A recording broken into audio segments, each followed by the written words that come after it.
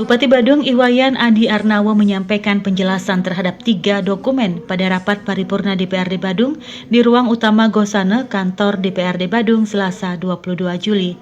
3 dokumen tersebut yakni Ranperda tentang Rencana Pembangunan Jangka Menengah Daerah atau RPJMD Semesta Berencana Kabupaten Badung tahun 2025-2029. Ranperda tentang perubahan atas Perda Badung nomor 7 tahun 2023 tentang pajak daerah dan retribusi daerah dan rancangan perubahan kebijakan umum anggaran atau KUA dan perubahan prioritas plafon anggaran sementara atau PPAS tahun anggaran 2025.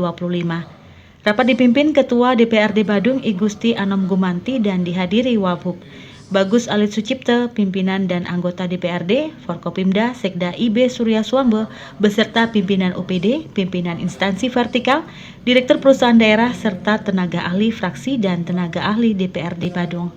Dalam penjelasannya, Bupati Adi Arnawo menyampaikan bahwa dalam Ranperda RPJMD memuat visi, misi, dan program prioritas pembangunan daerah.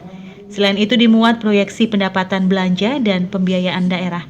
Salah satu program prioritas yakni pembangunan infrastruktur jalan untuk mengatasi kemacetan khususnya di kawasan pariwisata. Untuk mendukung program ini telah pula dirancang skema pinjaman daerah selama 5 tahun ke depan. Selain infrastruktur jalan, Pemkab Badung akan membangun perusahaan daerah baru guna menunjang pertumbuhan ekonomi, penyerapan tenaga kerja, dan pendistribusian potensi-potensi Badung yang nantinya diharapkan dapat meningkatkan PAD Badung.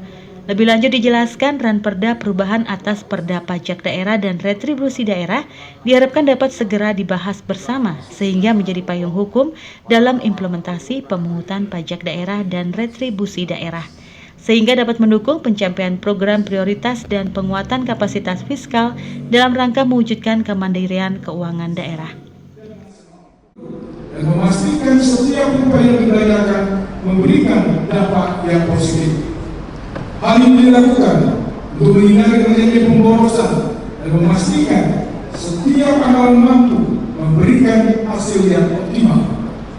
Dengan telah ditetapkannya perubahan RKPD tahun 2025, maka selanjutnya menjadi pedoman dalam penyusunan rancangan perubahan KUA serta perubahan PPAS tahun anggaran 2025.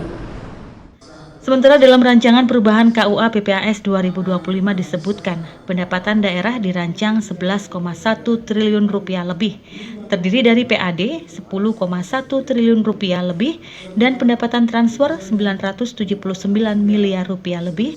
Belanja daerah dirancang 12,7 triliun rupiah lebih, terdiri dari belanja operasi yakni 6,5 triliun rupiah lebih, belanja modal 4,4 triliun rupiah lebih, belanja tidak terduga 158 miliar lebih, dan belanja transfer 1,6 triliun rupiah lebih. Penerimaan pembiayaan dirancang 1,8 triliun rupiah lebih, terdiri dari sisa lebih penghitungan tahun sebelumnya, yakni 381 miliar rupiah lebih, dan pinjaman daerah sebesar 1,45 triliun rupiah. Sementara pengeluaran pembiayaan dirancang sebesar 200 miliar rupiah untuk penyertaan modal pada PT Bank BPD Bali.